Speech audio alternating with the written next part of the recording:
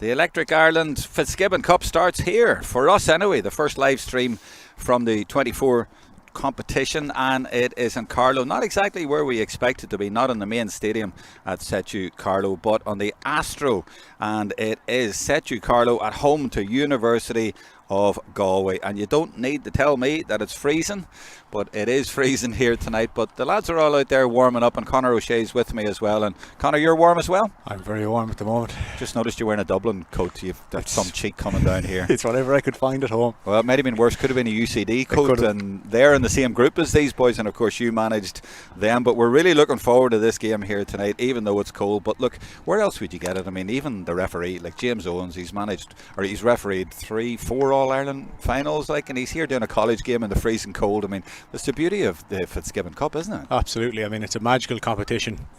So much history. I mean, you look back on all the years, the bad weather, the good weather. I think this is probably one of the coldest nights I've ever been at a Fitzgibbon match. Really? Oh, I think so. I think I remember in 2015 playing a match against Mary I in the snow in Belfield, but it wasn't that cold. I was at one around that time, no, earlier at DCU, and it was the snow. You could see it coming in at half time, and it was knocking me off the area I was filming on. I didn't film that much of the game at all, but I was absolutely frozen. But it was like trying to spot where the ball was. But what about, Dave Billings was your inspiration at UCD. Well, how did he deal with days like this? Dave just threw on another jacket and just patrolled up and down the sideline carrying the bag with the spare jerseys.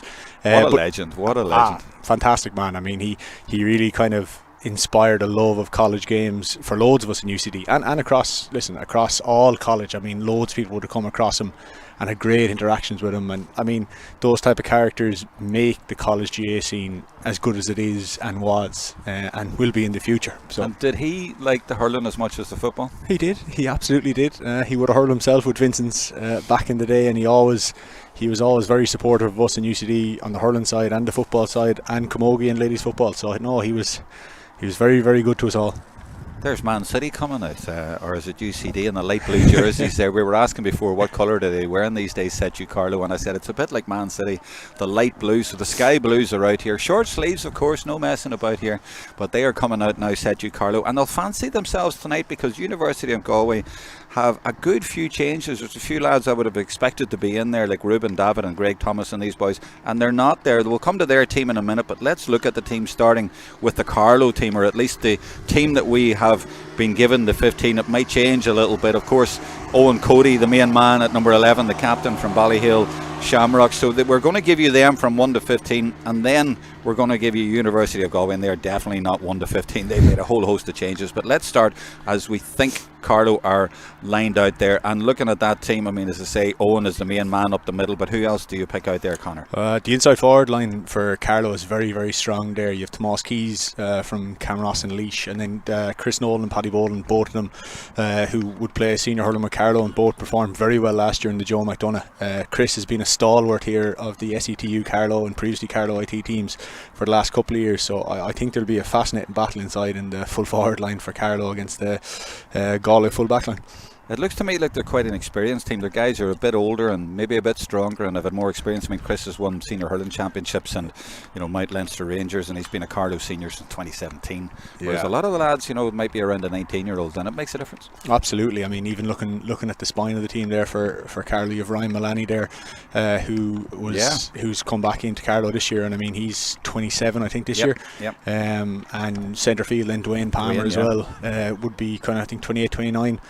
And even there, Conor Nolan, who's centre field. Conor will be 23 this year, I think, from St Jude's in Dublin, and he played very well this year in the Senior 2 Championship. So I think it'll be very interesting to see how a young Galway side who have incredibly talented players, I think they have 7 or 8 on the Galway senior panel at the moment, and a good few lads then who would have played under 20 over the last couple of years coming through, just see how they compete. But I think one big thing here tonight is just to see how the game goes on the 4G. Absolutely, it'll be really, really fast. I'd expect a higher scoring game than probably, and this could go back, of course, to bite me, but I do expect a higher scoring game than we might have seen inside in the stadium, inside in town. We'll come to that in a minute, but we have to go on to the Galway team. You mentioned Ryan Mullaney, and indeed 1996 he was born in, so quite a while ago and older than most of the student players. But looking at this Galway team now, it's been completely changed around in the last half hour to that team, so that's going to be a little bit of a dog's dinner, I'm afraid. So I'm going to read it out, but it doesn't make much sense there, so I'll just give you it as I've been given in the last half hour. In goals, yes, Cormac Kenny. Right corner back is going to be Kieran Hanrahan wearing number 2. Full back is going to be Owen Lawless wearing 27. Left corner back is going to be Mark Hardyman number 2. The half back line is Patrick Burke, he's staying there at number 5. Centre half back is going to be Daniel Loftus wearing 4. Tiernan Killeen is wearing 17 playing left half back. And at midfield you have Liam Lean alongside Ian Midlin who'll be wearing 22. Then in the half forward line you have 25 Alex Conner, 26 Gavin Lee, 14 Conor Walsh coming out the left half forward, and then I think Niall Collins will sit in behind the front 2 wearing number 32, and then you'll have Charlie Mitchell wearing 28 and Colin Malloy wearing 13, and they essentially will be the 2-man full forward line. So that's what I've been told, if you follow all that for me. It's a difficult numbers one, but yeah, obviously if people bear with us during the first 5 minutes to try and figure out where these guys all look end at the up. men who are missing though. I mean, Colin Cunningham, the captain's not there, and as I say, Ruben and Greg Thomas and these boys, so they're maybe not as strong as you might think usually. Yeah, I think I was actually just talking to Colin there as I ran across the field. He pulled his hamstring last Monday, so very unfortunate. He played very well in the league final against UL there. And yeah, they're missing one or two like Greg Thomas as well there, so I think it'll be very interesting to see how they match off. When they won the league before Christmas, I interviewed Colin right after he lifted the cup, and he more or less, he did, he said to the crowd, now the Fitz, come on the Fitz, bring on the Fitz, and then he gets injured. Yeah, he's very unfortunate. I mean, he's a great fella. He would have been on the minor panels in 18 and 19, comes from Moycullen, Gaelgore. And his mother taught me accountancy in secondary school, so I have to make sure I mention that or she'll kill me. 20 say this year, so it's going to be very interesting to see how they manage. I mean, they've been to, I know it's not the same team, but you know, they've been in and around. They've been to 2 Fitzgibbon finals, 2020. I think just seeing the team that they have laid out on the paper, it'll be very, all they have been hit by. It's going to be just interesting to see how it goes for them, but probably fancy Galway ever so slightly, but certainly. Well, you sort of have to, you know. Yeah. You have to, because they won the league before Christmas, even with a few changes. But then when you have Owen Cody, you've someone like that, a star player like that up there. I remember interviewing him over in the building just across from here, and it was after COVID, and he was like, I've missed 1 year because of COVID already, but he's still here, and this would be, you know, a big ambition of his, I'm sure. By the way, we are on YouTube, Higher Education GAA YouTube, and only there, so please don't click on anything else. It's free to view, and feel free to leave a message there. We're already on the Astro here, and just to pick you up, Conor O'Shea, on that point again, how is it different as a hurler playing on this sort of surface? And well, I presume does the ball just travel further? Does it bounce further? What sort of way does it go? What do you think? I think it I suppose for this time of the year, the players have been so used to playing and training on poor surfaces, so it's even more pronounced in the winter time that everything just quickens up. The ball travels quicker, the players are probably moving that bit quicker because you're not getting stuck in the muck as much. There's definitely going to be less rucks. The ball is definitely going to travel more, and even on the puck outs, the ball doesn't drop dead on the surface, so when the ball breaks, it keeps travelling. So it'd be very interesting to see. I would expect with SETU Carlow, with James Lawler in the goal, they're going to go long a lot. He's a very, very good striker. The ball plays in goal for the Wexford seniors and was last year, so very interesting to see how he goes. So I guess I'm expecting a higher scoring game perhaps than I would have expected earlier on this afternoon, thinking the game was inside. So if you were a forward going through, would you sort of try and hit it low to actually skid off the ground nearly and gather speed? Yeah, absolutely. You want to be bouncing it, and it'll just take off. Like, it just takes off. But at least the bounce is true. You know, if the ball bounces in front of you, you know what way it's going to bounce. It's not going to be uneven. Absolutely. And I think even if you look at the 2 inside forward lines, there's guys there who like goals, so it'll be very interesting to see how or where they go for the goals. I think one just fascinating matchup today is Dan Loftus will probably pick up Owen Cody. Daniel picked up Colin Coughlin in the league final, and even last Sunday for Galway he played very well cornerback on a man marking job, so it's going to be very interesting to see how he gets on against Owen Cody, if Owen Cody plays at 11. Well, you think he might not? He might go somewhere else? He may go inside for a bit, and it'd be interesting to see does Dan follow him in. I'd say he would. They named, well, he was down as number 4. Yeah. But then the team we were given, he's centre half back, so they're definitely going, right, put him in there. So you'd imagine he's going to follow Owen Cody. What other matchups are you looking at then? I think Gavin Lee on Ryan Mullally would be interesting. Absolutely, yeah. We haven't mentioned Aaron Dunphy there playing wing forward for Carlow. He's the new Laois senior captain, I think, from announced there during the week. He scored, I think, 5. He might have scored 5 points on Sunday for Laois against Galway in the Walsh Cup. It'll be very interesting to see him on Tiernan Killeen. Tiernan is someone who has senior inter-county experience in the championship with Galway in 2022. Played wing back, so it'll be interesting to see how he gets on. Again, he played, like, this is the other side of this though. He played Sunday as well. There's a huge amount of guys the load is really severe at this time of year, so it just depends. Yeah. It absolutely is. I mean, you could be playing club. There's a few who will be playing club even in the football. I mean, I'm looking at the likes of Conor Glass in the football at the minute. Mickey Hart wants him for Derry. His club wants him, and also University want him. So there's a lot of hurlers. Well, maybe not a lot of hurlers, but some hurlers in the same position, and maybe at least 2 managers looking for them, and that is the difficulty. But you know yourself. I mean, years ago it was the Fitz in January and February, and there were a few National League games. Now the schedule's packed in January, you know it, and it's tough for players, and then tough in managers who want them, and you can understand why they want them, you know. But look, I suppose that maybe gets us into a little bit of controversy. But let's just stay with the game here. Let's concentrate on this here game, because you have University of Galway there. They have 14 Galway starters, and one who is not from there, and you're thinking of me, who is it? Charlie Mitchell. Absolutely. Awfully, man. Kilcormac, Kalahi. And the league final before Christmas, he played very well. They moved very well, and the forwards a very good team. But the other team, Carlow, well, let's see, they might change things around a little bit, but they have a real mixture there. I mean, Kevin Moynihan, we haven't mentioned him, the Piercic and Cork, you know, they're from all over the place as well. A lot of Wexford men. I mean, the goalkeeper, the full back line there, around there, and there's tip men, Joe Fogarty in there as well. Again, if they start unleashed, they have a real mixture, haven't they? They absolutely do, and I think it's quite unique that the Galway team have so many from Galway. Traditionally, Galway would have always had fellas from Clare, Tip, Limerick the odd time. I know Kevin Downs would have hurled back in 2011-12 with funny, Galway, they were saying at SETU Sligo last night they had 9 Sligo starters, and they were saying that was unusual. And it's maybe Sligo guys staying around there or whatever, but in the past they'd had a real mixture. So maybe something similar in Galway.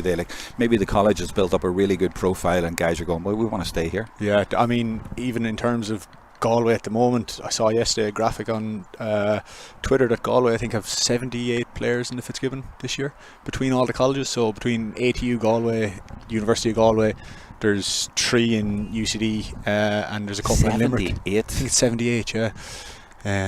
So it's just going to be like, that's a lot of guys who've come through the Galway system. Limerick and Clare also contribute huge numbers to the Fitzgibbon panels. Wow. So, well, it shows the way the game is going at that level. We're now waiting for UCC, or not UCC, they didn't wear red. I thought it was over on the far side. I'm getting mixed up here because their director's trying to communicate with us as well.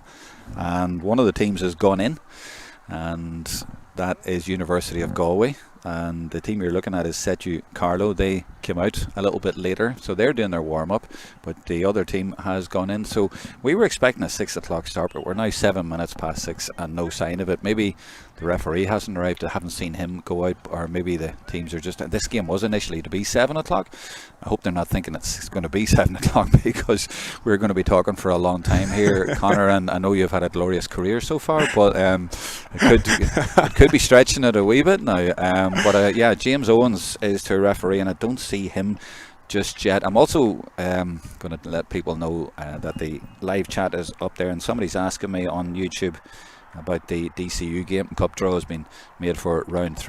Blue jerseys, the white numbers a little bit hard to see in the distance when you're actually here with the naked eye, but not too bad there in that shot. So they're having a huddle anyway, but I don't know if they've noticed, but the other team up the other end aren't there. They've gone into the dressing room. It looks like you see the white coats. Yeah, I'd say they're, unless they're here to take us, Jerome, I think they're I was going to make a joke about that and thought to come and take us away, but no, they're coming out. That's always a good sign. Camera's swinging over to see who's there, or are they coming out? But no, I noticed, see the room over to the right there, the glass panelled one of the teams was in there about half an hour ago with all their gear on, but they were getting a talk.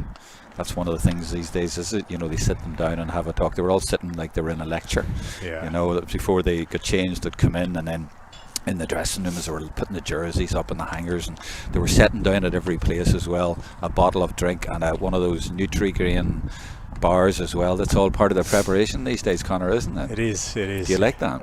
No, you don't. I think for Fitzgibbon, one of the beauties of Fitzgibbon is, okay, there is preparation put in, but for a lot of the players, it's a release. Like, I mean, they come back from the inter-county setup to play with their friends, and didn't down in Waterford. We were there obviously for the Fitzgibbon weekend, and they just looked so relaxed and just showed up, had some fun, played the match, won. Everyone was in great form, and just sometimes there's too many meetings, especially for colleges.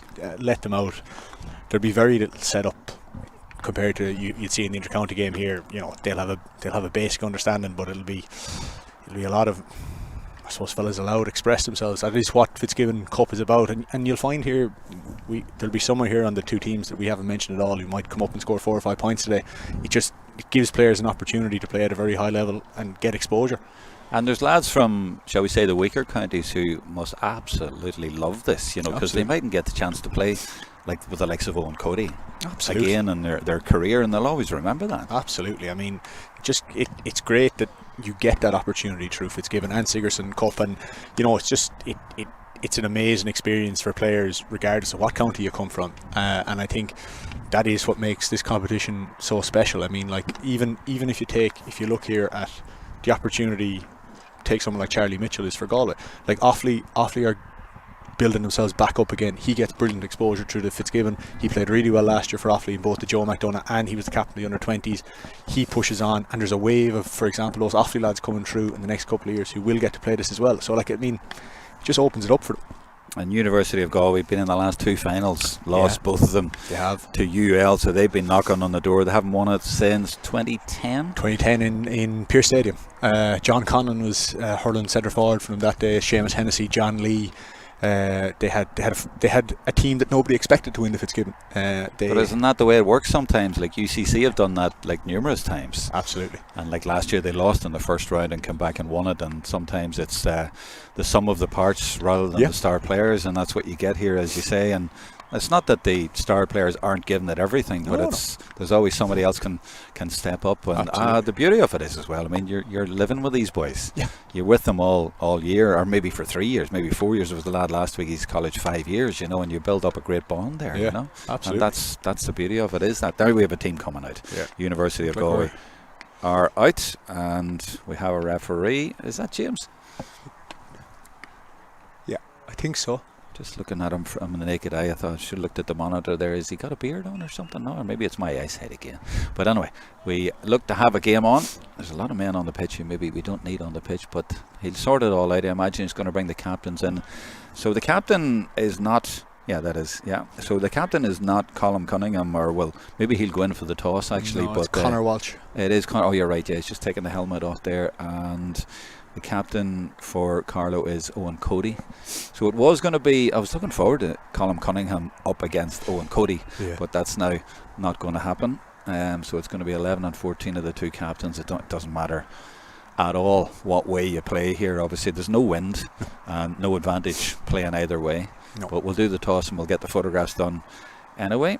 And there, look at the photographers. You always look to them to find the best headgear on a night like this. That's a pretty spectacular effort there. The guy on the left there with the big hat at the back there and the ears, and that's impressive, isn't it? He's been around a while. That's experience for you. That must be one of the top photographers in the country.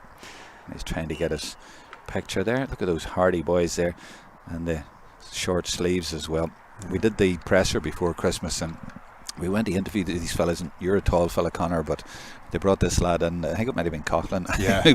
he was that, and then it was it the Cork goalkeeper, and then they brought another. They just get taller every time. It up to about 6'6". They're giants, these fellas, so they are doing the diet right, and they're all applying themselves in a very professional way.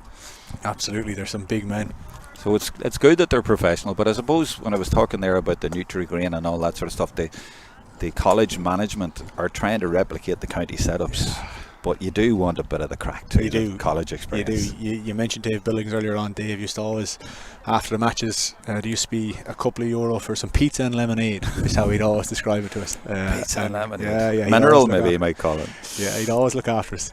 Brilliant. And I suppose it wouldn't be the case these days, that lose the jerseys or get lost on the way to the games, that kind of thing. It doesn't happen anymore, but I guess it's just the way it's gone, and it is more professional, and there are pluses with that. We're now up to about 600 devices on board, so big audience for this game. Looking forward to it. Starting later than expected. It is 6:15. Maybe they decided that and just word didn't get over. We're on the far side here, but maybe they all knew it was going to be at 6:15. And we're about to get started with James Owens, experienced All-Ireland final referee from Wexford, so no better man, and he is going to take charge of this Electric Ireland Fitzgibbon Cup group game. The other team in the group, UCD, and it is SETU Carlow in the light blue jerseys and University of Galway of course in the maroon, and off we go at exactly 6:14.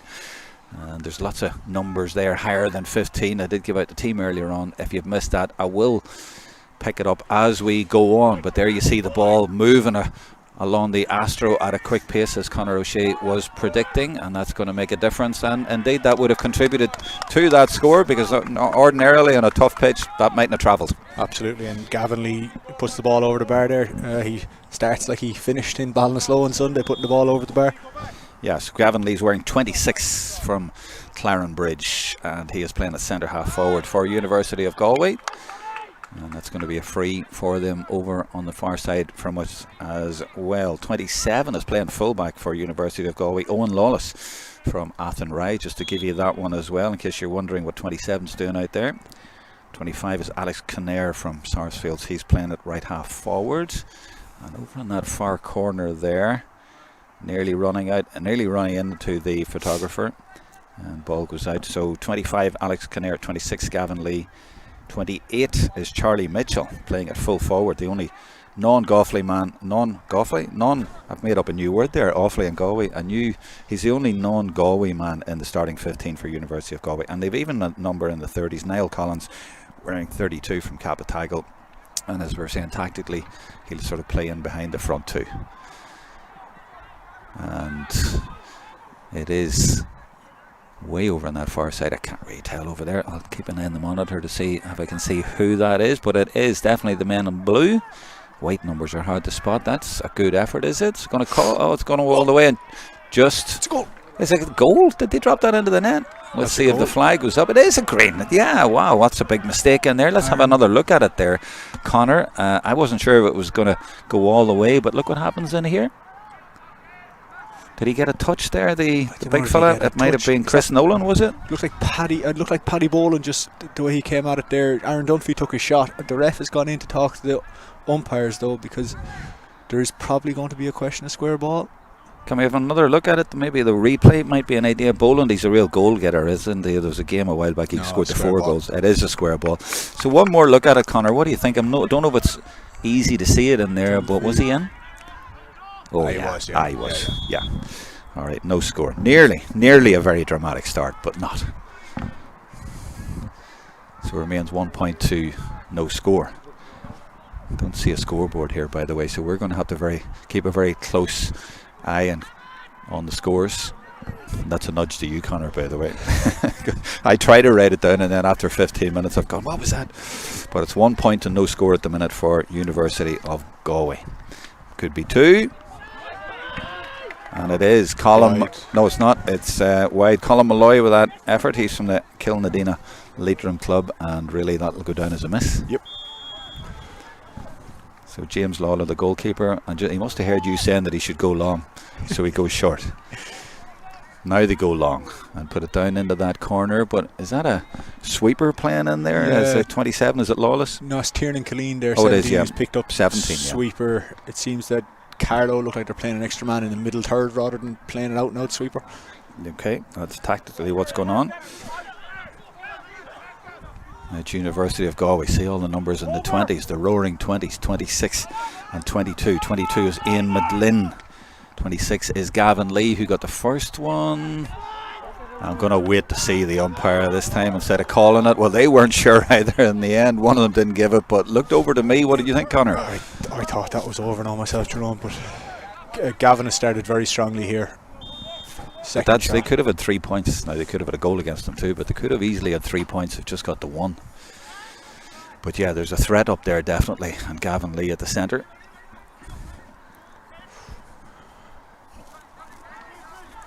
The boys in maroon working this out. 4 is Daniel Loftus. Now right down in front of us, nicely taken. Very short pass to Conor Walsh. And now they go diagonal. And they're trying to avoid the sweeper in there, obviously, because number 6, Ryan Malani, is just sitting in there. So they're bypassing him, and it's not worked. Wide ball. Tactically, is Loftus on Owen Cody? Yeah, Conor Loftus is picking up Cody. Daniel Loftus, is it? Sorry, Daniel Loftus picking up Owen Cody, and it looks like Aaron Dunphy is kind of dropped into the middle third, so he's leaving Tiernan Killeen to kind of sweep in behind. All right, okay, that makes sense, because that's what I saw the 7 a minute ago. I thought it was 27, but 17. They're both out there. That could be the equaliser, and indeed it is, and it's nicely taken by Joe Fogarty from Moneygall. Yeah, very good score. And University of Galway also going short. It's a bit ambitious, isn't it? But hey, they're confident. And that is rattled right down into the corner, but that's the disadvantage if you're trying to do that. The ball, well, I suppose if it had been accurate, it might have stayed in, but it really carried on the ground there. Now, what is James Owens doing over the far side here? It looks like Conor Nolan there is after pulling up with an injury. Right. So a change already for SETU Carlow, and that's a blow. So Conor Nolan from St Jude's in Dublin, the Dublin senior, number 9. Yeah, he's gone. He's pulled up there. He pulled up very early. What's that? Just less than 6 minutes into the game. I'll let you pick up the replacement, and I'll continue watching the play here. That's easy for Tiernan Killeen, and that's his job in there, as you were saying. He's there to pick up that sort of ball. Yeah, he's very good at that. He played that role last year for them when they got to the Fitzgibbon final against UL. This is good work, though. They're persisting. They're coming again, and there's room here now. This should be a score. It's Ian McLean, the midfielder. Well, there's no doubt about that one. Yeah, definite score. Good 2 play. points to 1. They go back in front, and yeah, good turnover and good work. Number 23 is in there for Carlow. Good spot. 23 for Carlow is Eric English. Don't know him. Do you know him? No. Eric English. Well, we were saying about boys who could make a name for themselves here. He's got a big chance now coming in for Conor Nolan. What sort of a blow is that for Carlow? It's a big blow for him. Connor's a very mobile midfielder, very good at getting a score as well. So it'll be interesting to see how the substitute gets on, Eric, when he comes in. That was Corker in the number 4, carrying it for Carlow. It's very intricate. They go short, but it works because Garrod Lynch is there, and he gives it back to Aaron Dunphy. But he is now, as he gets near the scoring zone, has got a lot of company. And it's turned over by University of Galway rather easily. Oh, a lovely touch there, and almost a lovely touch off the hurl there, but not quite. Both sets of players very sharp in the exchanges there. That's Tomas Keys from Camross and Laois. Always wears the blue helmet, must be the Laois thing. Yeah. But it's turned over yet again, and University of Galway. Now they've put that right over the top, over a couple of sweepers in there and Malani, but they still get it away. It's interesting, when they don't go short and carry the ball, University of Galway, they go for that diagonal ball. They do, yeah. 2 inside all the time. Here's another man down in front of us. Just on the Galway setup, they're just leaving 2 guys inside the 45, and they're dragging their half forward line all the way back out to 65. So they're leaving a huge amount of space in front of Charlie and Colin Malloy. Well, that seems to be working well for them, and they're trying to then either carry it or hit the long ball. We saw one going over the sideline here, but the runners are coming through, and it's working for them. Now that one is going deep into the left corner forward position, but University of Galway seems to be winning a lot of those sort of 50s and break balls. Yeah, at the moment for sure there. And now the long one. There is an extra man back there, and he was always going to get that one. And it was Corcoran. That is dangerous, but lots of Galway men back there. Yeah, you're right. They're sitting very deep, aren't they? But then they have all the extra men back there, and they're defensively sound. Yeah, and they're really working the ball out past the 45. There's that diagonal one again, but is it too much? No, might keep that in. Oh yeah, easily keep it in. Coming back out again, and that's going to bounce easily enough for the keeper. Well, I say easily enough, it's going to bounce off its speed on that surface, but no problem. Malani from Castletown. This is where I suppose the college game is slightly different even than the inter-county stuff, that because you're not used to playing with each other as often, when they're bringing the ball out of the back, it can break down probably a bit easier than you'd see usually. Yeah, but you were saying before the game you thought tactically it would be an idea to go long, but I mean maybe you just can't change the way you play the game. Yeah, perhaps. Would they be better, Carlow, in going with it long all the time, do you think? Well, I mean, given the 3 guys they have inside, and even with Owen Cody as well, like the four very good guys in their forward line to win the ball, and Aaron Dunphy. But look, I think they just need to start breaking even a bit more here on the breaks, because they have a free here now, but they haven't won a clean possession really inside. That's true, and they're not holding it. They're not holding possession very well. They run into traffic and they seem to lose it quite easily. And 10 minutes have gone though, and they're only 2-1 down, and they had a ball in the net as well. But you know, overall, University of Galway have been better and should really be 2 or 3 ahead. But instead, it's level. 10.5 minutes in. You're welcome to make a comment on the live chat there on the YouTube channel, the Higher Education GAA YouTube, and that's where the game is, and only there. Don't be paying for it. Don't be clicking on any terrible scammers. This is free from the Higher Education GAA committee, who are meeting at the minute and deciding the draw for the next round of the Sigerson Cup. I hope to have that for you while we're on air. But sticking with the hurling, this is the start of the Fitzgibbon Cup for us on the live streaming. It's our first game to be doing. There's a chance. There is a chance here, and it's Fogarty, and rather than going for it himself, leaves it off, and there was a clash of the ash there, and I'm trying to see, there might still be a goal here, and he puts it in the top corner. That's a ruthless finish there, super goal. And SETU Carlow, after being under pressure for most of the game so far, have got the first goal of the game, and it was a great finish, Conor. Tomaski's got it there, great finish. Owen Cody popped it off to him. When the ball broke in behind, they just had a lot of people run towards the opposition goal. Really well taken goal by Tomaski's, who's on the Leash Senior panel, and had a fantastic county final for Camross back in late September, early October there. And was that all about Owen Cody, or? I mean, Dan Loftus got in a very good block, broke his hurley on it, and just the way the ball broke on the surface, it just popped back up to him. Absolutely, I heard that clash, and that's what it was, and I thought they'd maybe thwarted it, but they hadn't. So University of Galway, after leading 2-1 and should have been 3 or 4 up, found themselves 4 behind, and that brings it back to 3 behind after 12 minutes. But they'll be scratching their heads a little bit because they seem to have it tactically good. What score do you have it? Yeah, that's what I have, yeah. It is right, 1-2 to 3, yeah. Yeah, you were looking at me quizzically there, but yeah, so it's not 3 in it, it's 2 in it. That one dropping into the left corner back position, but lots of maroon jerseys back there. It's behind the dugout for me, so I couldn't quite see that, but it's gone across to the other side to Kieran Hanrahan.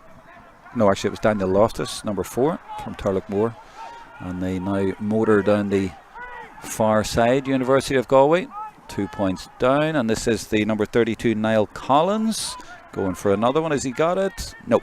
No. Gone to the left and wide. Well, they'll not be panicking just yet, but you know, they'll be a little bit surprised, I would put it to you, that they're a couple of points behind. Alex Kinnear did really well winning the ball there and taking on his man.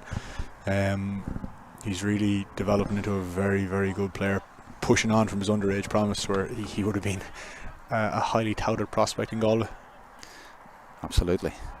Lots of talented prospects out there, and this is where a lot of them gain really, really good experience and then get called up. I mean, the likes of Greg Thomas, who's not starting tonight. I mean, he was only just turned 20. Henry Shefflin brought him in 2 years ago. Yeah, and they get great confidence from playing at this level. Absolutely. Greg's unfortunate tonight. He's picked up an injury a couple of weeks ago, so he was doing the warm up tonight, but I don't know will he feature. I think the Carlow player there is quite lucky he hasn't picked up a booking. It was a slightly loose hurley, to say the least.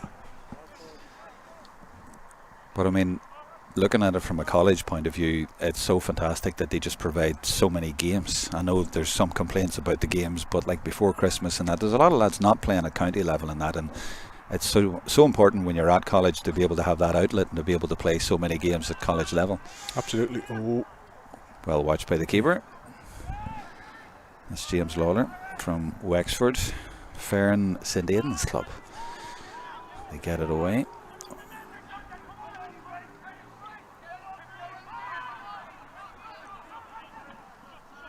Blocked.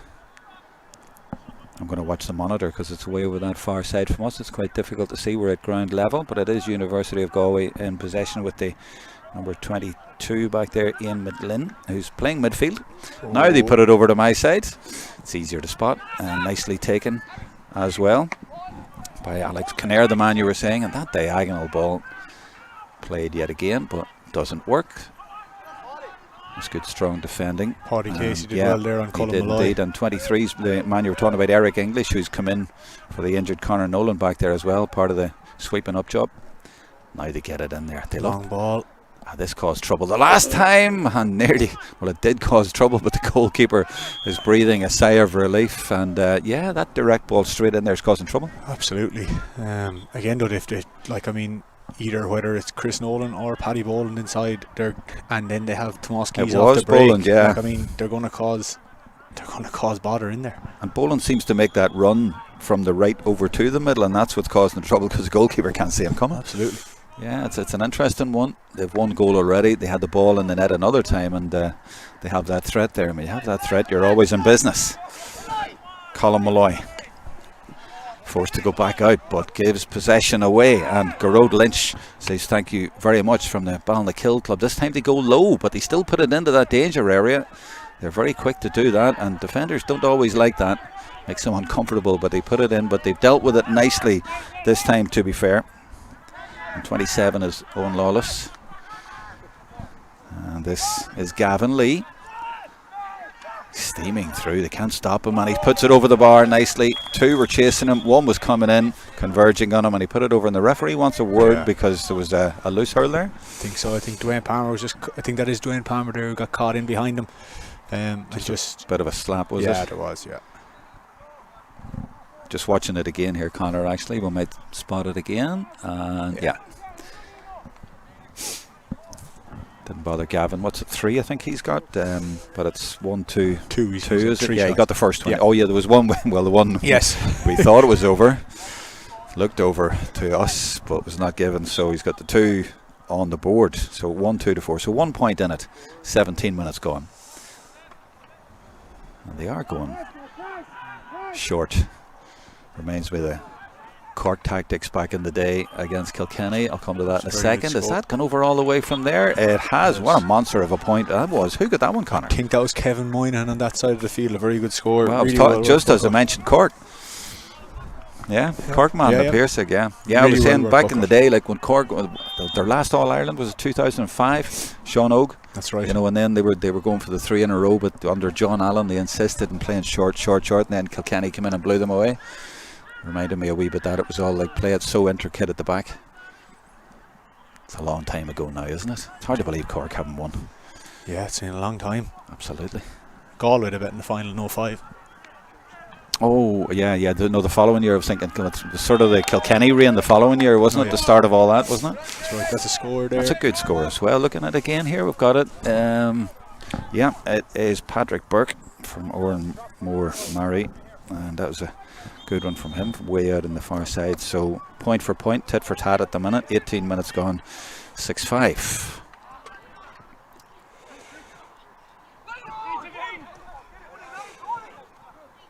The ball just moves so different, even in a ruck like that there, doesn't it? If that was down in Dangan or somewhere, they'd still be in the same place. Yeah, it's just difficult to pick it up when you're in the rucks there. Oh, nicely taken.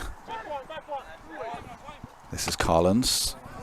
Blocked down by Eric English. Well, he's been working hard since he came in. That was good work by him, but University of Galway still should get an equaliser, and they do, and it's Malloy, Colin Malloy with the score, and that brings us level 19 minutes in, and it's probably a fair reflection on what we've had so far. Yeah, absolutely. And just on Niall Collins, it's great to see him back. He got a very serious injury with the club in the club championship back in August, so it's very good to see him back hurling. Same club as the goalkeeper Cormac Kenny from Capatagal. Another Capatagal man, Liam Collins, who's injured currently, would also feature for this team. Is he a relation of Niall? Brother, yes. He's a brother? Yeah. Okay. 28 is Charlie Mitchell, the only non-Galway man on the starting 15 for University of Galway from Offaly. Now the goalkeeper comes out to the edge of his D and puts out Oh, really, Cody's really long. inside. Cody is there, yeah. He has. Boland is there. And are they going to... They were maybe relying on this long ball and trying to snatch a goal here and there, and they haven't on this occasion, but they have the ball in the net twice. So it's an interesting direct tactic. Chris Nolan, Good score. he's got it, and they sneak back into the lead. Well, they're just keeping their noses in front, aren't they? They are. That long ball is just dangerous. Just given the quality of forward in the air that Carlow have, it's worth persevering with.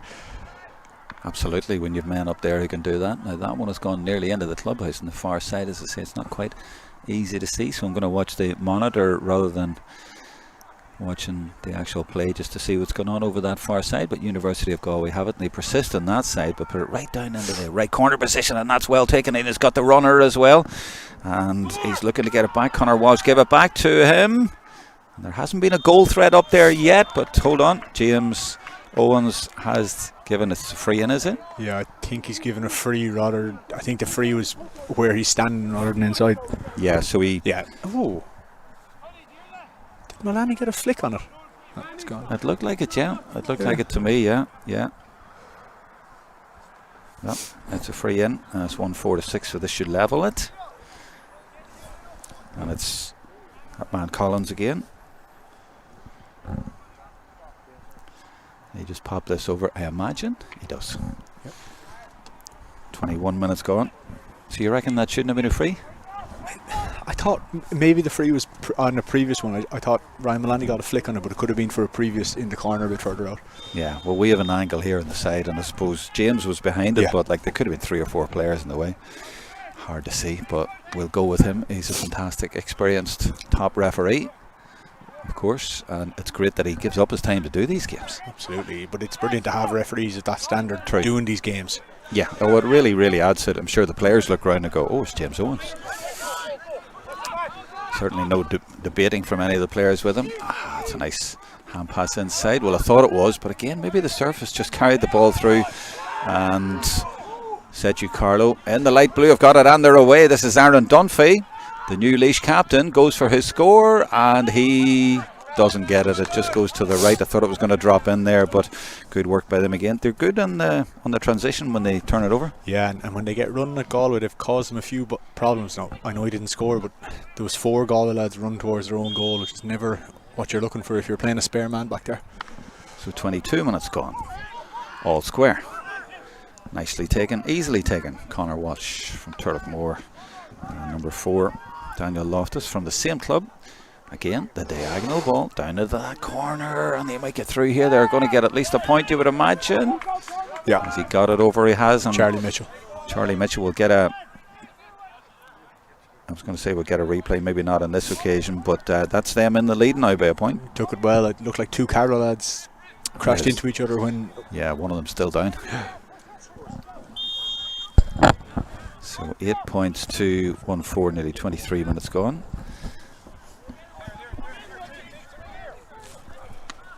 We get on with the game, even though there's a man getting a little bit of treatment. I've forgotten about it being cold, actually. The action has been so fast and furious. University of Galway playing around at the back there rather confidently. Number 8 is Liam Lean, an All-Ireland minor winner, of course. Well, there's a lot of All-Ireland minor winners. The one was 2 in a row, 2019-2020. Gavin Lee as well. 3, of course, sorry, 18. 3.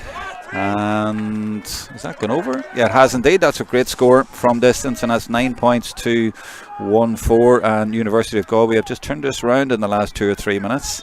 That's 3 in a row for them at least, and they lead now by 2.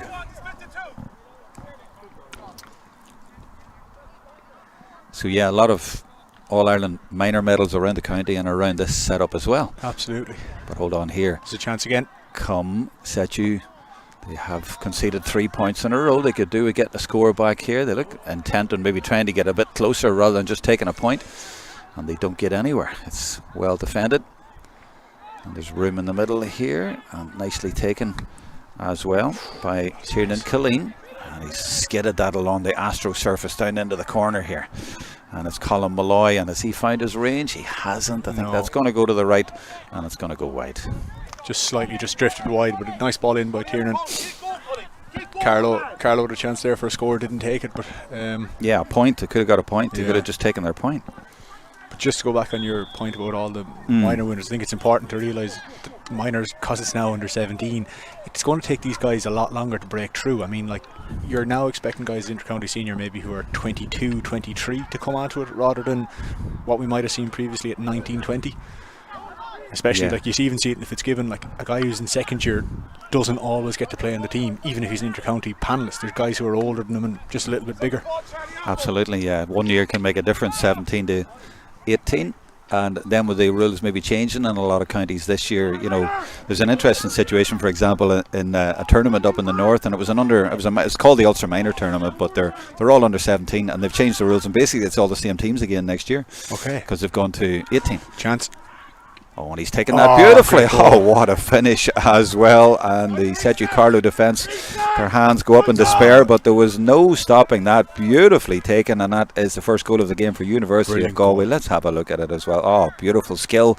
And when he got there, boom, fantastic finish there by Charlie Mitchell, the only non-Galway man out there, the man from Offaly, showing them how to do it. Great finish by Mitchell. Great hands on his hurley as well. He just guided the ball past him. Beautiful finish. Cole didn't bother him. Not at all. Let's see, does Galway get another score here off Ian McGlynn coming by us. Oh, he's hurt there actually. That looked like a nasty one. He just got a slap there, maybe accidentally, and just left it off. But they are going to get a free a little bit further up, not for the tackle on Midlin, but that'll be another concern. We've already had one injury tonight. We don't want any more here.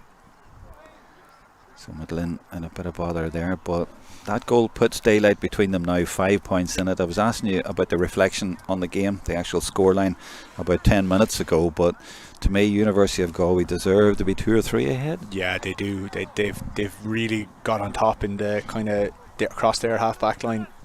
Carlow are struggling to get it beyond there. It shows how they made a slight mistake not putting the ball over the bar at that end, and since Galway have got a goal and a point, which has made a big difference. But and before that they got about 3, so that's about 1-4 without reply, something like that, you know, from University of Galway. But you know, to me, they've been the better team, and there's another point, and it is Niall Collins again, and that's 6 points in it.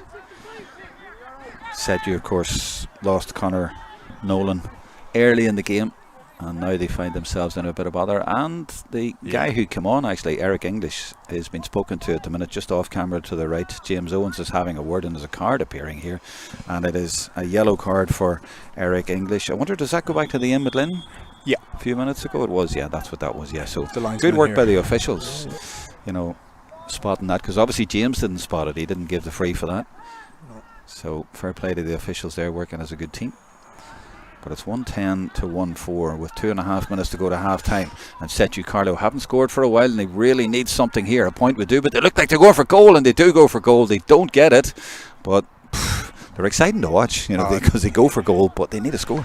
Every time they've got inside the Galway cover, they really go for the goal. That was Joe Fogarty. Kieran Hanrahan just got a flick onto that there to stop it going into the goal. It really looked like it was going into the top right hand corner as we look at it here. So yeah, that's what diverted it the other way. The keeper was going that way, and he was coming the other way, Kieran, from Loughrea. Yeah. Formerly with St Brendan's School in Loughrea, by the way, before college. And he got across there. He's wearing 9, but he's playing in the full back line. Yeah, he usually with Loughrea, he kind of takes up either kind of a free role at the back, so he's well used to being back there. Well, he came to the rescue there.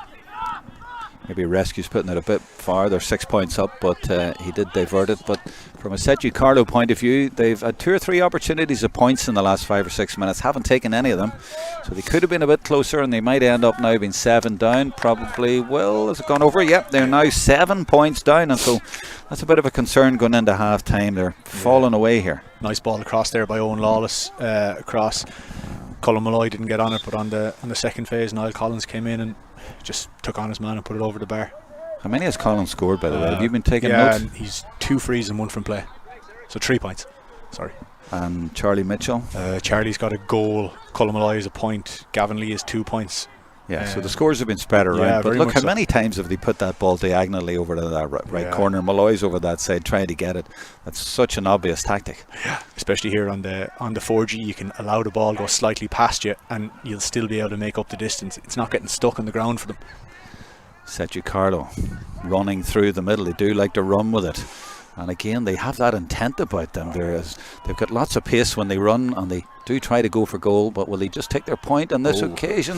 Gone left and gone wide.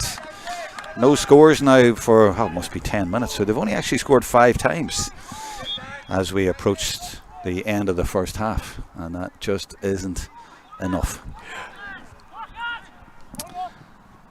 So almost in the added time at the end of the first half. Now will be a bit because we had a quick injury and with another injury to Midlin, so it might be a minute or two. And that's direct into the full forward line looking for Malloy, but it doesn't stick. Goalkeeper's there, James Lawler. He's got Colin Corcoran with him as well, but the goalkeeper clears his lines and gets a lot of distance on that, and it breaks. Who's quickest on the break? Well, University of Galway defence over there. Read that one well. It did. It looks like Ian McGlynn is kind of sat back into the pocket of space in front of the full back line at the moment. Tierney McLean is pushed up with Aaron Dunphy, so McGlynn is getting on an awful lot of ball back there. He's really linking it very well. So they sort of switched Killeen back there. He was doing that early on. Yeah, they seem to have. Ian would be well used to that role. He's a very, very good ball player, can work the ball out excellently. He's on the Galway senior panel at the moment. Came on Sunday against Laois, and somebody who he's under 22 this year, so he's still, my point earlier, he's still developing.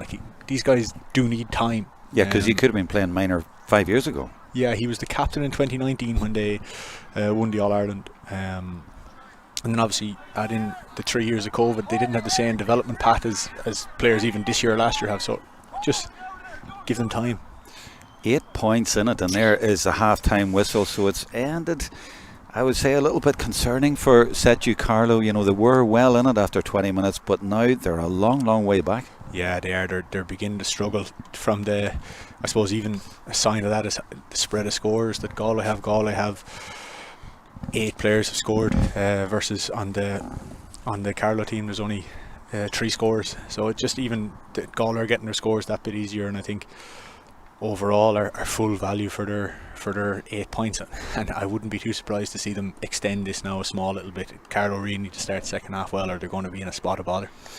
Absolutely, they are well behind, and the highlight of the first half would be Tomas Key's goal. Yeah, great finish. Brilliant. You like finish. That? Yeah, I did. As a coach, as a hurler man. He took it very, very well. But at the same time, Charlie Mitchell's goal was a beautiful goal as well. I mean, we can just see Tomas Key's goal there, struck it so well. But Charlie Mitchell's goal was fantastic. I mean, he took it on from 45 metres out, bet 3 defenders, one guy going around him, lovely little touch here, and just lovely finish. Even the way he slowed down before he struck the ball, knew he had to give himself half a second. Great finish. Yeah, 2 fantastic goals. One a bullet, but maybe from a purist hurling point of view, that second one was better. It was lovely. You're purring. I'm not a forward, but it was a lovely finish. It really was. Yeah, you could see what he was going to do and thought he mightn't get away with that, but he did. Super score, and it's been a super first half, but it's ended with University of Galway pulling away. They've been in the last 2 finals. They want to get back there, make it third time lucky, and they pulled away in the last 10 minutes of the half to give themselves a real comfort, a real platform there for the second half. They lead by 8. We're going to take a break, try and get a warm cup of tea, and we'll be back in about 5 or 6 minutes time with the second half.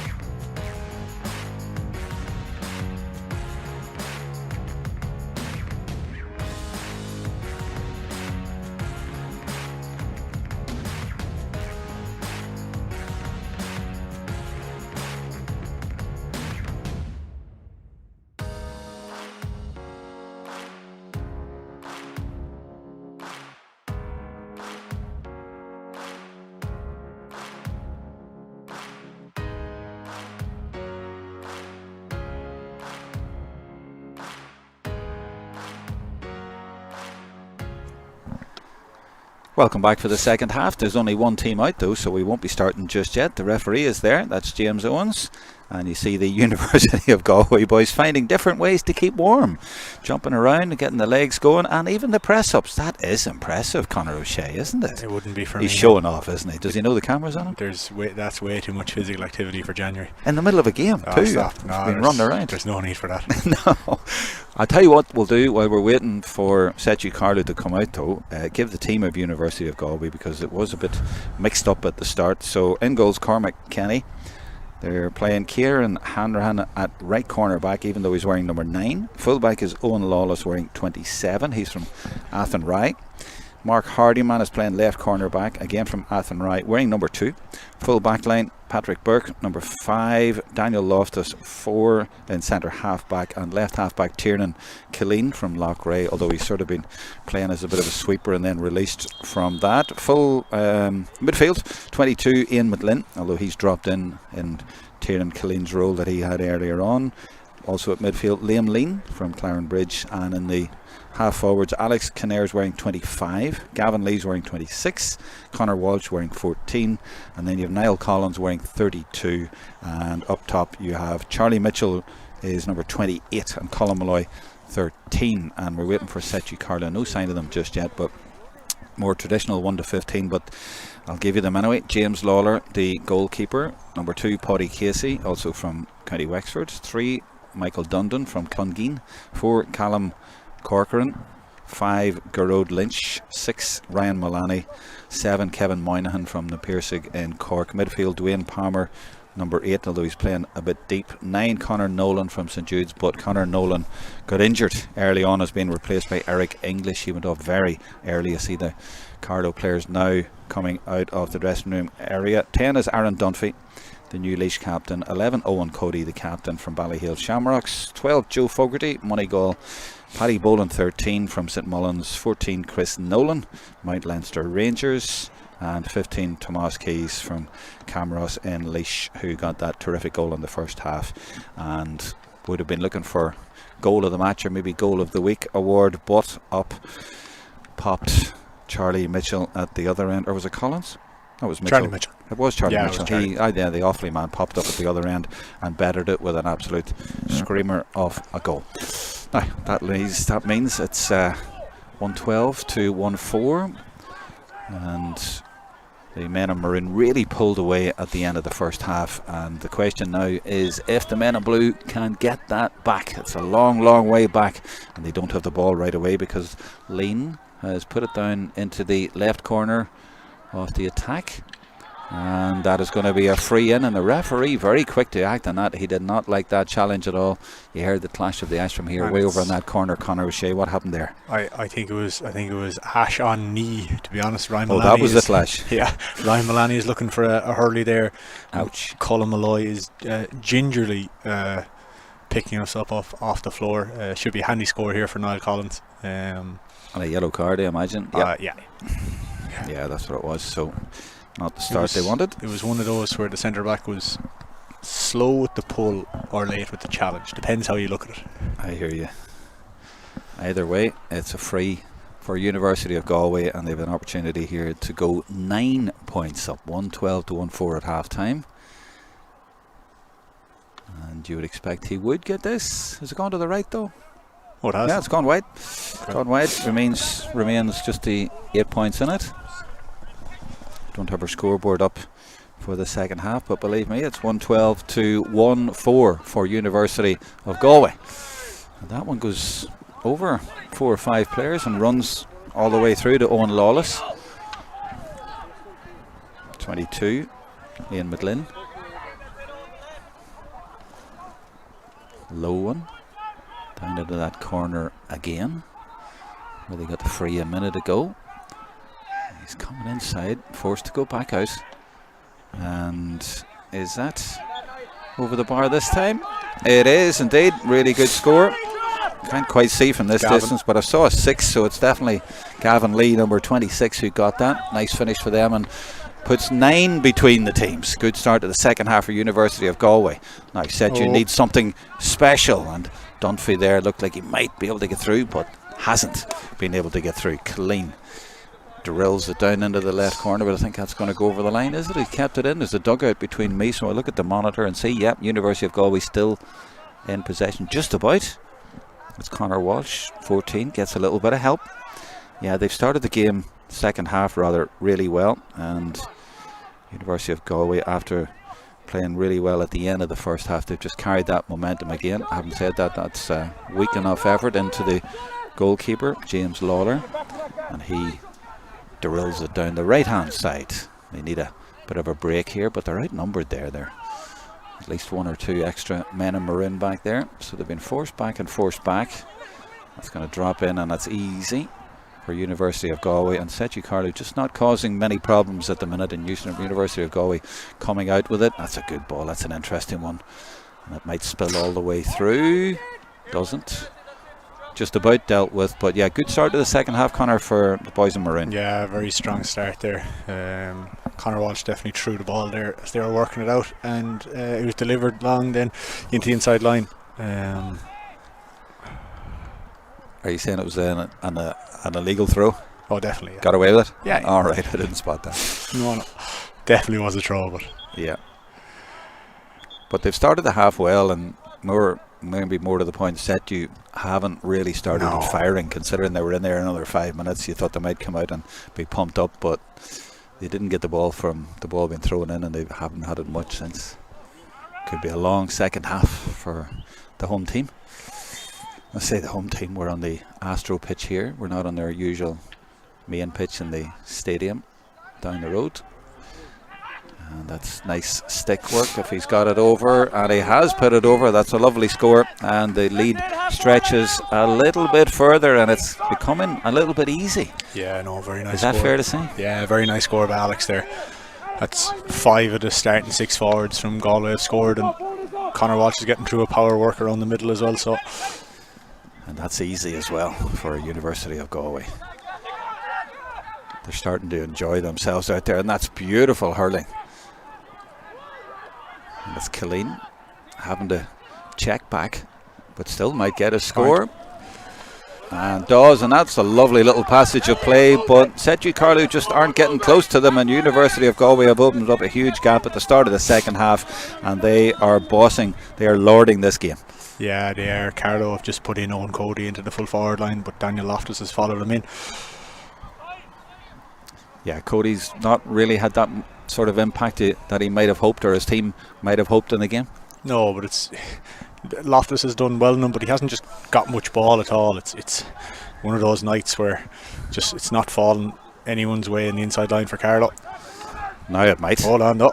They have a chance here to get through, and there's men hanging off him, but he's still swinging. He's still hurling in there, and he's got a free. It's been brought back, and he's been reminded that you're not going to get through here easy, mate. That's Chris Nolan, and he didn't get through. Have another look at it there for me, Conor. He burst through well. Lovely little bounce off the ground. There we go again with the surface. I mean, if that was, certainly if it was dangling, it would get lodged in the river, I'd say, at that stage. We'll get a point here through Owen Cody, you would imagine, although see a few players come back to the line thinking, oh, he might go low here. But no, it's a point, and that's their first point in a long time. It's about nearly 20 minutes. I'd say so, yeah. That's Owen Cody's second free. But yeah, I'd say it nearly is 20 minutes since they last scored. They're 10 behind, but they really need to get a couple of scores here, one after the other, or they're in bother.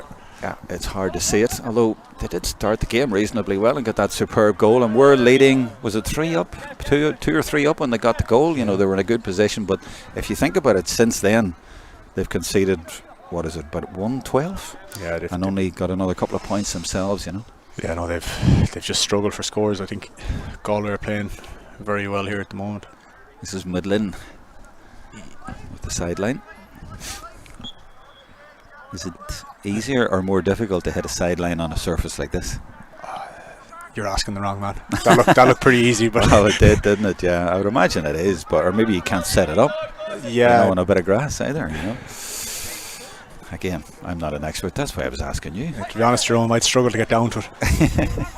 Oh, that's nice play.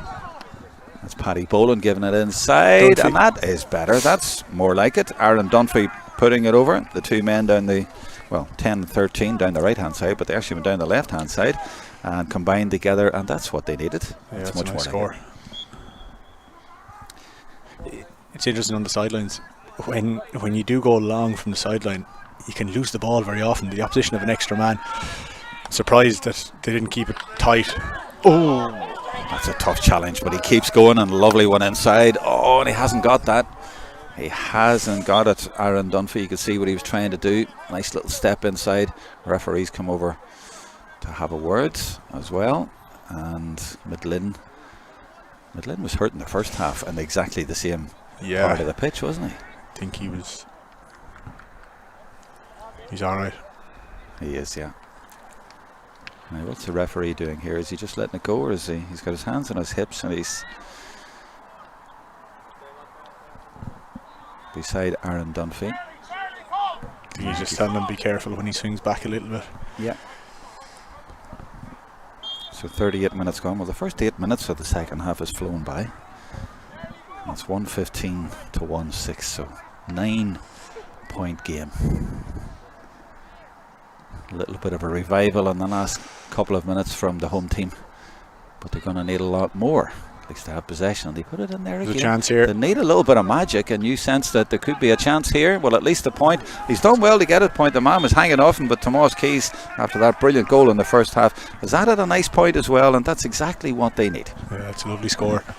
Took it very well under very tight mark and did well, and just swung it over, very little backswing. Good news is I've been sent the Sigerson Cup draw. Maybe the hurling fraternity mightn't be that interested. This is a hurling only. Now, come on. There's actually a lad in the subs for University of Galway. He was playing in the Sigerson last night. That's right. See, Dermot Kilcummins. So, in the interests of fairness, we will give that out in a second. The Sigerson Cup draw been made just tonight, so that's breaking news for you, and there's a break for us in the play that gives me a chance to give you the draw for round 3 Electric Ireland Sigerson Cup. University of Galway against St Mary's Belfast, Maynooth University against UCC, Ulster University against MTU Cork in Abbottstown, and TUS Midland will play DCU in Athlone. The Maynooth game will be in Maynooth, and the first one, University of Galway against St Mary's, venue to be decided. So those are the 4 games. I'll repeat those again later on, but that's hot off the press. That is the Sigerson Cup draw. And University of Galway, of course, firing on both fronts at the minute, although the hurlers not going well. But they've got it back to a 7-point game. I think it was 11 about 5 minutes ago, so they're going in the right direction. And this man has been good, Dunphy, but that's gone all the way through instead. And it's Alex Conor. Off he goes. He's had a good game so far. A lovely hurler, as you were saying, and that's lovely stick work. Don't think he's got it though. It's gone to the left. Unlucky. No, he just drifted wide, but lovely hands by him to avoid the tackle. So 115-1-8. SETU Carlow, 10 minutes into the second half. A goal in the next few minutes would make it interesting. And they're starting to win more of the 50-50s. Yeah, they've moved Chris Nolan out there, so to the 10 position. Oh, chance. He's got it. He's taken it, and if he can get a shot in here, it goes low. Oh, and he tried to go low, I think, and it went over. He didn't even get a point at the end of all that. That was unlucky, Paddy Boland. Yeah, that would have answered what I was just saying, what I was suggesting rather. That was exactly. Yeah, he came in from behind. A lefty coming in from behind is always a lovely way to be inside there, and just slightly off target on the shot. Yeah, and just tried to, obviously I think he was going for goal, trying to get it low. Yeah, just couldn't.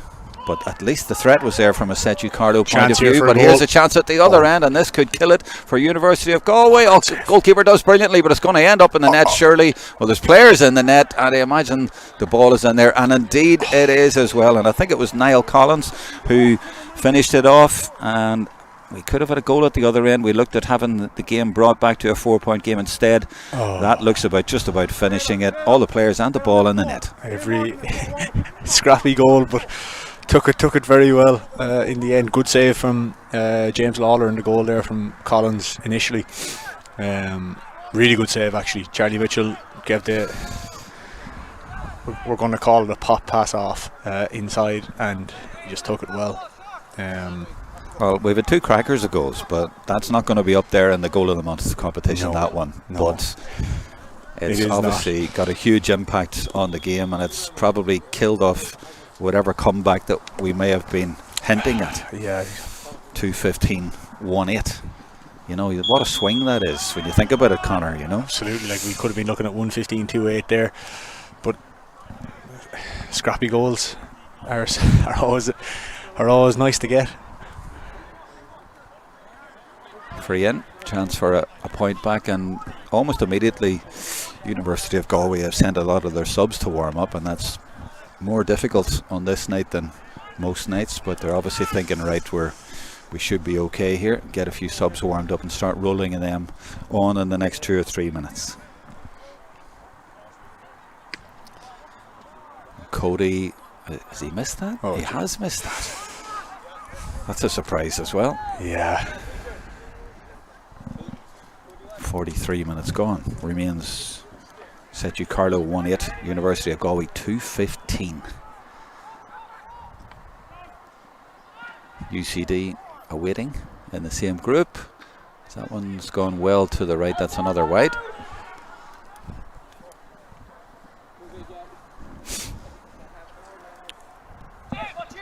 This is James Lawler, and he does go long as he can into the opposition half, and it breaks, and they're looking for the little link up there, and it doesn't work because Ian McGlynn is back there in that role that Conor you were talking about. Yeah, and he reads the play so well.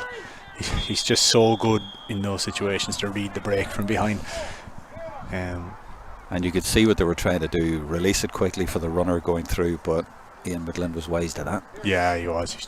His positional sense is excellent, and for people who've been watching him coming up through the development squads in Galway, and even for his club Kilkenarn, like he's even underage, he was unbelievable reading off the breaks. Like, great man to have in there then. Yeah. 28 is Charlie Mitchell, the man who created the goal a minute ago. That's a great score. That's a beauty, wasn't it? That's Gavin again. Yeah, that's a great score. And Mitchell again supplying, you know, he's a creator. Yeah, he is. He's a very talented player. Yeah, their forwards are really going well. He's kind of the first now of this Offaly wave coming through and he seems to be a year older in school terms, so he's playing here at Fitzgibbon level, and there's going to be a good few of them coming through as well. I know in DCU there's one or two. They're obviously playing tonight against Waterford, so it'll be interesting to see how they get on. Jack Screeney is there and one or two others. So, and I guess when you're in a college where it's mainly Galway men who watch that go to the right, you have to be even a little bit better than you would normally have to be to get on that team, because he's the only non-Galway man in the starting 15. To get on there, you have to be good. Yeah, absolutely. No, Jesus, there is. And even I suppose in terms of the type of fella he is, he obviously is very engaging and open, because these Galway lads have been playing together all the way through, so he's obviously getting on very well with them and gelling, and that's what I'm saying, like, to be accepted and to get that starting place, that's no mean feat. Absolutely. And there's a couple of boys messing about away down to the left here, and the helmet has actually been knocked off, and sub in there 3. Yeah, he's come in, and he's actually that's the guy that I'm talking about. He's a white helmet, and it was knocked to the ground. That was just something off camera that I spotted there. I happened to see, and the number 3 didn't start the game. The number 3, Phelan McCann from Clarenbridge, so he came in, and his welcome to the game was getting his helmet knocked off. But I think that will settle down. And number 28, I think, for Carlow's after coming in here for number 8. 28 is Mark Troy. I think 28 is in for Dwayne Palmer. And I see 19 coming in for University of Galway, or he's poised to come in. That's Shane Morgan from Loughrea. Back with the play. This is Dunphy. And the management for University of Galway in front of us, they're still anxious. They're still roaring at their team to keep concentrating. But Garrod Lynch has got a point there for SETU Carlow, the man from Balnakill. Yep. And by the way, just going back to the University of Galway makeup, of the whole squad of 35, there's only 2 are non-Galway. Yeah. So one is Charlie Mitchell, we were talking about, and the other is Peter Holohan from Ballyragget, Kilkenny, number 16. Yeah. And here's Shane Morgan onto the field for, looks like, Patrick Burke. So Shane would have played at the weekend for Galway Seniors cornerback, Loughrea clubman. Just out of under 20 this year, I think. Yeah, so he's in. So yeah, the subs that I was talking about that are predicted are starting to come through, and why not? Well, they're going to get a good 13 minutes here, so might as well give them good time. And it's a huge squad. Like, you want to, I mean, you've been a manager of UCD in a Fitzgibbon Cup. Like, you want to give boys game time wherever you can. Yeah, I know you do. Unfortunately, in UCD we were never in the luxurious position of being this far ahead at any match at the Fitzgibbon level, but it is. And like, I mean, it's also important to reward fellas who are always around and who are always playing for the college. So Shane gets his chance here now tonight.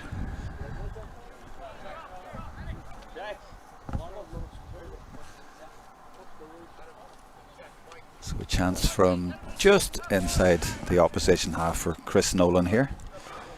He's been a Carlow senior since 2017, so 6 years, 7 years now, into the 7th year. Star of Senior Hurling Championship Finals, puts it right in there, and they're trying to get a goal, and it's going to be a square ball. He's going to be in there before the ball. That's the second time that's happened for them. Would have been nice for them to get a wee goal there, but it's not going to happen. Yeah, but you know, Chris has been he's a standout player for Carlow in all that time he's been there, in the same here at the college. He's been playing with the college for as long as I can remember him anyway. This is Dunphy again. Comes inside, support from Milani. Forced back though, or sideways at least, to Joe Fogarty. They're certainly still trying their very, very best, but every time he comes in here, it seems to be dealt with. They had that one chance of a goal that went wide, and then they get sucker punched at the other end right away. That was the big swing in the second half of this game as we go into the last 11-12 minutes. There's a hurl has gone astray. Gavin Lee back there with a green helmet, gets it again, got the first point of the game, and now he's just looking to pass that one in. There's a lot of space here. That's beautifully taken as well, and it's that man Mitchell again, the awfully man, and very unselfishly he leaves it off to Colin Malloy, and that should just about finish the job. It's another goal, and it's been a really good night for University of Galway. They've come here on a really cold night with some changes, and the forwards in particular have really gelled together, and that was a perfect example. Yeah, probably the top two performers tonight, Gavin to Charlie, and then he pops it off to Colin Malloy, who's caused an awful lot of sort of a thorn in the side of the full back line there in Carlow. But Gavin and Charlie have been really, really impressive tonight, and a great ball across into the top of the D, and away they go. Yeah, Charlie has delivered for two of the goals. He's set them up, the last sort of pass there, and Lee as well out here as well, and really well done. But I suppose SETU Carlow at this stage, you know, the fire has gone out of them a little bit, certainly in defence there, because the forwards from University of Galway have tormented them really. Yeah, I don't think it really showed in the scoreline in the first 10-12 minutes, but they were on top then as well, I think. Yeah, they were a little bit. Just Carlow are getting a bit frustrated at the moment here. I mean, Jeff Linsky, the Galway manager, will be very happy with, I suppose, the display, but also how they're playing. I mean, it fits into exactly how he likes his teams to play, with the two guys inside, and you know, they are playing at perfection at the moment. So, and just tactically, then, if I can draw you just on that, Niall Collins sort of named him behind the front two, almost like a soccer style number 10. Yeah, like look, a lot of, I mean, it's for people who've been watching Jeff's teams over the last couple of years, last 7 or 8 years, he loves playing two inside and a guy coming out from the top of the D out.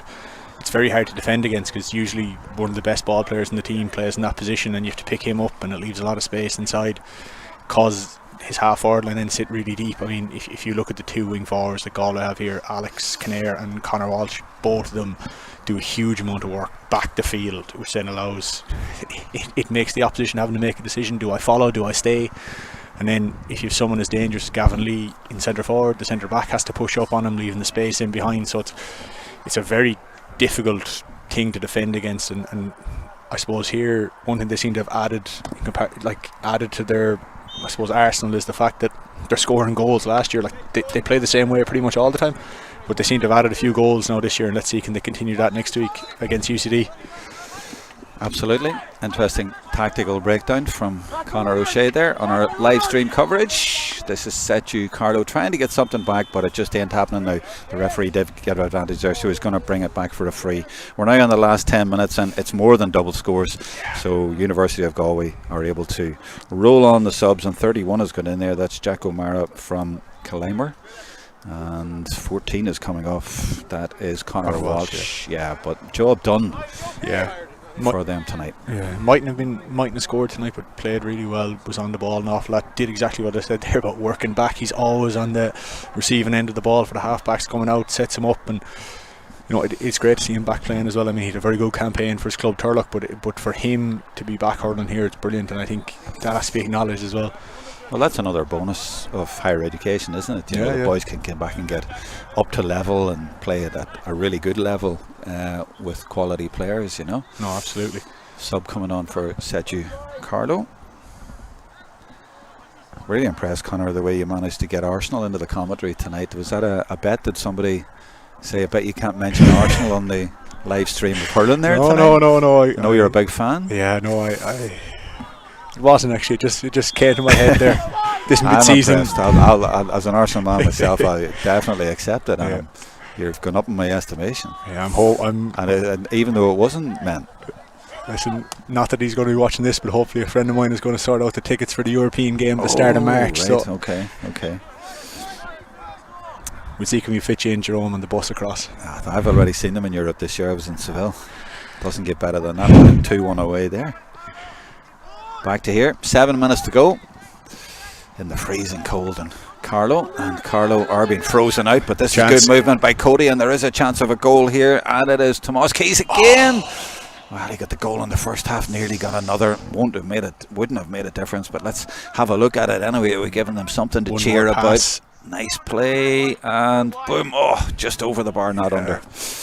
Owen Cody did very well. Like, he burst through two fellas there. I suppose that's probably the first time tonight that he's got on the ball from play. Yeah.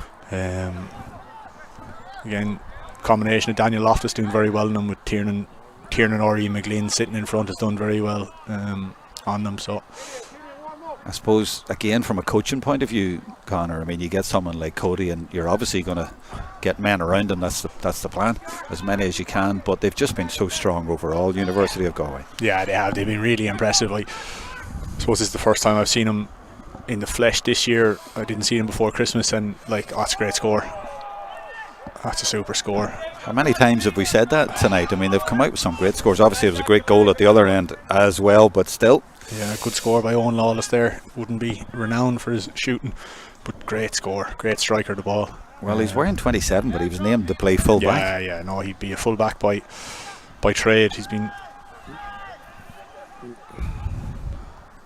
I thought someone got a slap there, sorry. He's been playing full back on the underage teams in Galway, and in the inside line for the Galway seniors. He's beginning to break through on the panel there, so hopefully he's a good year ahead of him.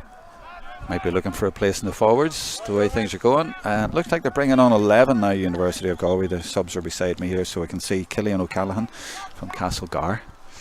He's been lined up to get a few minutes, down to the last 5 minutes of this Electric Ireland Fitzgibbon Cup game, group game, first game. I don't envy any sub coming in now, Jerome. Really? I mean, we're cold standing here. It's been a long time standing or sitting for him. That's true. Done a bit of a warm-up, but yeah. Mind you, he's coming into a team that is winning and willing well. Yeah. Well, so there might be a bit of room out there. He might Charlie pick off Mitchell a score off there. Yeah, Charlie had a great game. Yeah, he was excellent. Johnny Kelly would be very happy with that from an Offaly perspective, and they're leading into the league now in 2 weeks' time. A provider a lot of the time. And by the way, you've got 5 minutes warning here. I will ask you for player of the match and a few contenders just to get thinking about that, but I'm sure we've mentioned some of the contenders more than 2 or 3 times this half, so it won't be a huge surprise, but we'll see who you think. And is there a chance of a goal at the other end? Well, they've shut the door so well at the other end. Now, there was that chance for Tomas Keys a few minutes ago, but look at the way they've worked so hard there. And that's a team that is leading by 13 points already. But I guess with colleges teams, you're thinking, well, it's hard to get a place in this team, so you have to give it absolutely everything. It doesn't matter how far you are ahead, you keep going, and that's a nice ball. But there's what I was saying, Conor, there's a lot of room up there now. Oh, yeah. And the defenders just aren't getting as close. And that has gone left and wide. Probably had a bit more time there, but has put that one wide. So 56.5 minutes gone, 27 points to 14. We're now adding it up for you there, 318 to 111. Chance here now.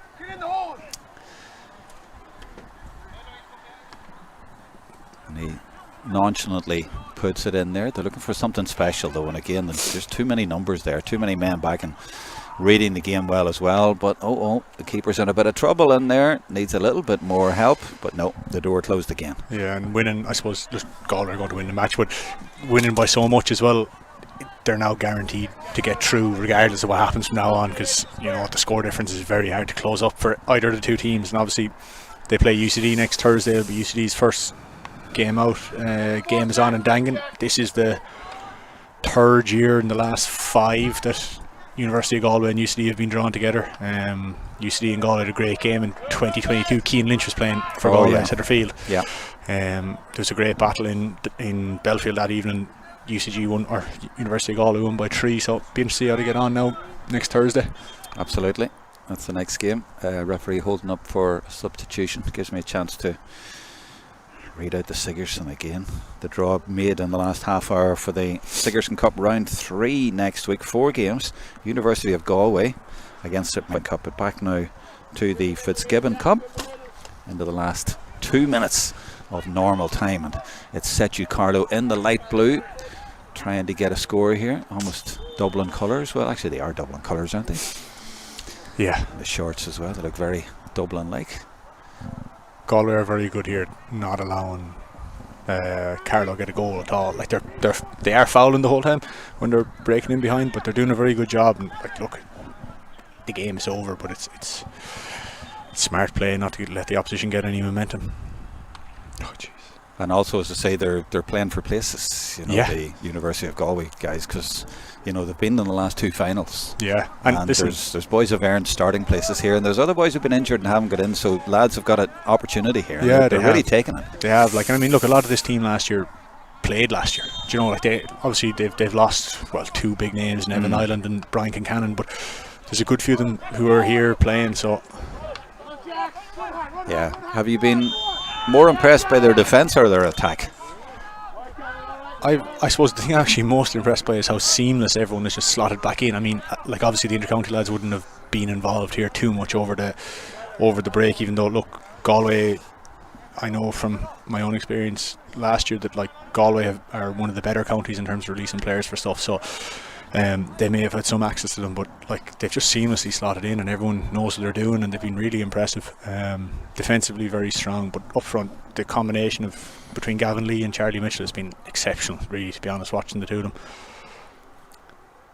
And this is Midland. Sorry, going ahead. Just on that, it's frightening. That's not Collins. Oh, no, you're right. I thought it was 22, of course. It's frightening to think that probably one of the most talented forwards of his age, or the most talented forward probably of his age in the country, Liam Collins, is not yet fit to play. That's a frightening prospect as well. If he comes into this as well as another guy that they have, Greg Thomas as well.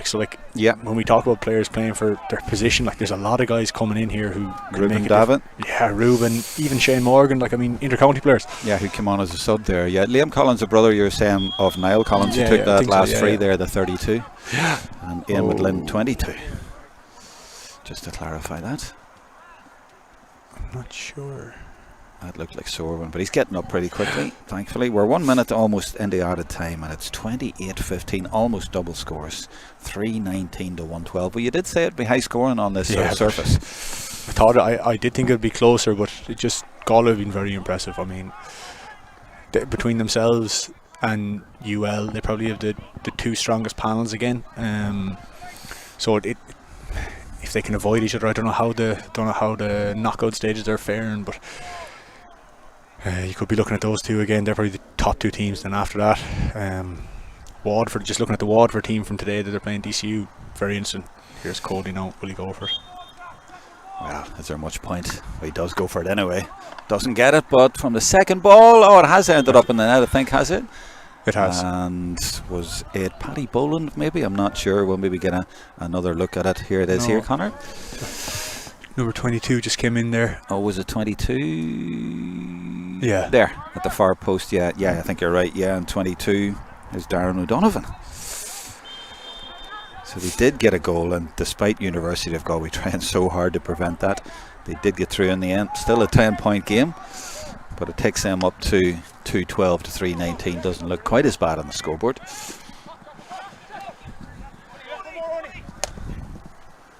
Go on, Jack. Owen Lawless driving it right down where we can't see behind that big pillar, but they're shouting Jack, and it'll come out eventually. Now it's come out, and it's SETU Carlow who have managed to get it, but we're now in the 3rd minute of added time. I don't think there'll be much more. They're looking for Cody. They don't find Cody, and that's Tiernan Killeen instead. Oh, beautiful ball, drilled straight to hand, and a little drop of the shoulder inside, beautifully done by Alex Conor. He hasn't got the finish, but he is a lovely hurler to watch. Oh yeah, he's fantastic hands, and he played really well actually on Sunday. He got 1-2 I think for the Galway seniors, so he's developing nicely. They've got men over all the time, University of Galway at the back. And 31 is Jack O'Mara. And there is the full-time whistle. Sinead indeed. 63 minutes exactly played, and it's ended SETU Carlow 2-12, University of Galway 3-19. And it's hard to believe after, I think it was about 20 minutes, maybe a little bit before that, and it was maybe 1-4 to 1-4, and then there was an 8 points in a row for University of Galway. They went in 8 points up at half time, came out, got another few. They were 11 up I think at one point. They did get it back a little bit, but really they pulled away University of Galway. Some fantastic goals in the game. In the first half, Tomas Keys with the first goal of the game for the home side, and an absolute cracker from Charlie Mitchell after that. And we're going to look at some of the highlights here, and this was indeed great finish, as I mentioned, from Keys. Right, this is the one I'm going to let you describe. Lovely little touch here, just past it. Yeah, like he saw a man coming in, just lovely little touch, slowed down. He almost had the hurl in one hand there. Yeah, he just passed the goal. He's all great finish. This is a great goal as well. Gavin Lee into Charlie, lovely little pass off, and Colin Malloy finishes excellently. Colin played very well. It was Lee before that, and then Mitchell. Yeah, Lee here out in front of us, just on the 65. Score, yeah. All right, I mentioned to you player of the match. We'll finish with that. It's too cold to keep going on here all night, but we'll do player of the match. Who do you think, and who's your contenders? On the Galway side, like the two guys mentioned there, Gavin Lee and Charlie Mitchell, were really, really good together. I thought for Carlow, both Paddy Boland and Chris Nolan kept battling the whole time, as did Ger Lynch, but I think overall Charlie Mitchell for just good finish, but also linked so much of the play for Galway. So and overall, University of Galway laying down a bit of a marker. They've lost the last two finals, but as you say, they have a lot of players who were there last year who are back again, and they have kept that sort of understanding and momentum there, and they're looking like a serious threat. Yeah, absolutely. And they're outside of Limerick, they're probably the second favourites for the competition. Limerick being incredibly strong, but they are going to try and win it. They're going all out for it, and I think obviously their manager Jeff Linsky's been there the whole time, so he probably will keep them going to the very end. Very interesting to see now what happens next Thursday night in Dangan between UCD and Galway. UCD have some very good forwards. Will they trouble the Galway backs in Dangan? Who knows? But that should be a great game, and there'll be a big crowd at it. Just one thing on this is, like, tonight even there's couple of hundred people here tonight in a freezing cold night in Carlow, and it's brilliant to see for the competition, and it's been replicated. Even last night you were up in Sligo, there was still a good crowd at it, so people are coming out to watch the games, and it's really, really good that we keep promoting this third levels competition all the time. You said UL are the favourites, but University of Galway beat them in the league. I know it was the league, but still, Galway have a lot of players. Colin Cunningham's the captain that night. He did his hamstring. He'll be looking to try and get back, and they have a few other players to come in as well. Yeah, I still think a couple of rounds of league, but Galway really are shaping up well. They've closed the gap for sure, but Limerick, for me anyway, just slightly ahead. All right, thanks for that, Conor O'Shea. Enjoyed it tonight. In the cold here, you've done your best to keep us ticking over, and the game kept us ticking over as well, and it's been great to bring you the first Fitzgibbon game on a live stream of 2024. The Electric Ireland Fitzgibbon Cup is up and running, and University of Galway, as I say, have laid down a marker. They've won here in Carlow. From the whole live stream team here in freezing Carlow, it's good night.